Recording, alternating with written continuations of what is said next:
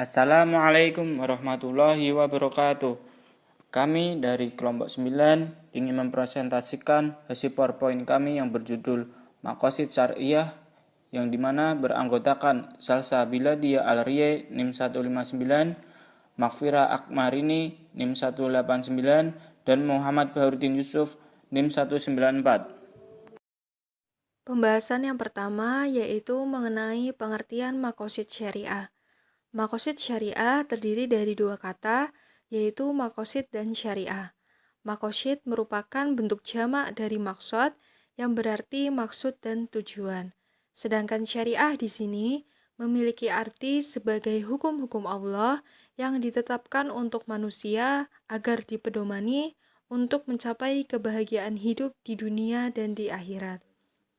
Adapun pendapat yang datang dari Wahbah Zuhaili mendefinisikan maqasid syariah dengan makna-makna dan tujuan-tujuan yang dipelihara oleh syara dalam seluruh hukumnya atau sebagian besar hukumnya atau tujuan akhir dari syariat dan rahasia-rahasia yang diletakkan oleh syara pada setiap hukumnya. Pembahasan yang selanjutnya yaitu mengenai urgensi maqasid syariah, di mana maqasid syariah ini sangat penting kaitannya dalam hukum Islam. Yang pertama, hukum Islam adalah hukum yang bersumber dari wahyu Tuhan dan diperuntukkan bagi umat manusia, dan oleh karenanya akan selalu berhadapan dan bersinggungan dengan perubahan sosial.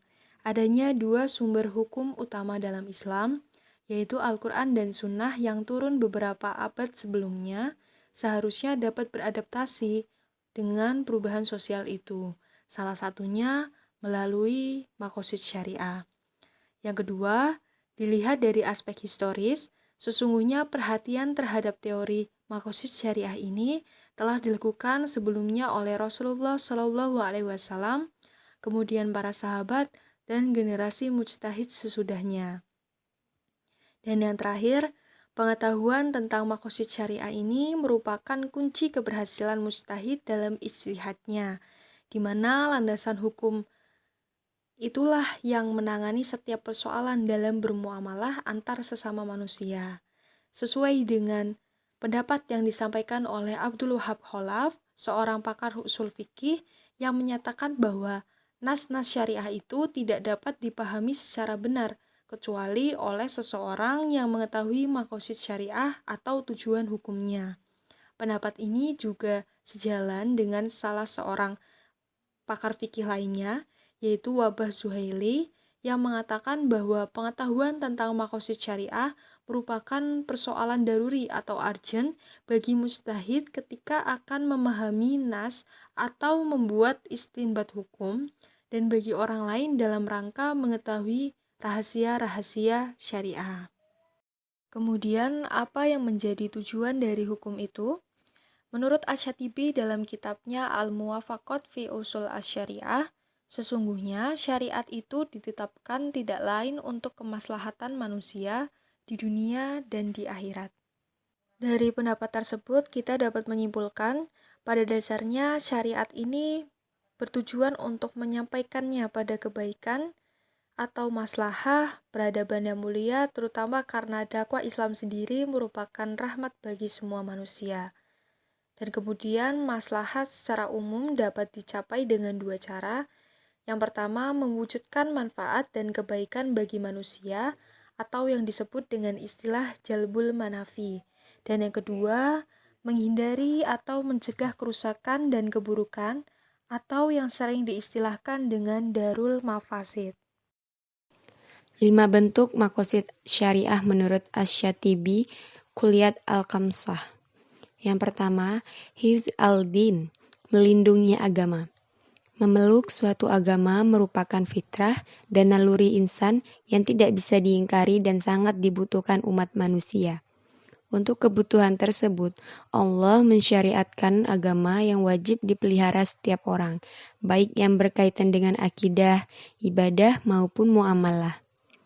Yang kedua, hifz al-nafs, melindungi jiwa. Memeluk hak hidup juga merupakan hak paling asasi bagi setiap manusia. Dalam kaitan ini, untuk kemaslahatan, keselamatan jiwa dan kehidupan manusia, Allah mensyariatkan berbagai hukum yang terkait dengan itu, seperti syariat qisas, kesempatan mempergunakan hasil sumber alam untuk dikonsumsi manusia, hukum perkawinan untuk melanjutkan generasi manusia, dan berbagai hukum lainnya. Yang ketiga, hifz al-aql, melindungi akal. Memeluk akal merupakan sasaran yang menentukan bagi seseorang dalam menjalani hidup dan kehidupannya. Oleh sebab itu, Allah menjadikan pemeliharaan akal itu sebagai sesuatu yang pokok. Untuk itu, antara lain Allah melarang meminum minuman keras karena minuman itu bisa merusak akal dan hidup manusia. Yang keempat, hifz al-mal, melindungi harta. Berketurunan juga merupakan masalah pokok bagi manusia dalam rangka memelihara kelangsungan manusia di muka bumi ini.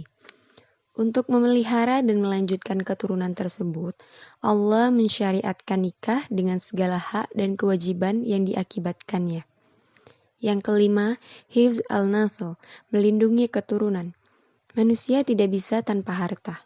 Oleh sebab itu, harta merupakan sesuatu yang doruri atau pokok dalam kehidupan manusia.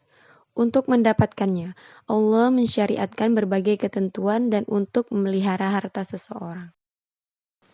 3 tingkatan maslahah dalam maqasid syariah. Yang pertama, doruriyat yang bersifat primer. Yang kedua, hajiyat yang bersifat sekunder. Yang ketiga, tahsiniyat yang bersifat tersier. Al-daruriyat, yaitu kemaslahatan yang berhubungan dengan kebutuhan pokok umat manusia di dunia dan di akhirat.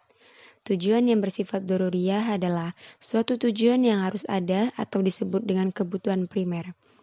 Apabila tujuan yang pokok atau primer ini tidak terrealisasikan, maka akan terancam keselamatan umat manusia di dunia dan di akhirat.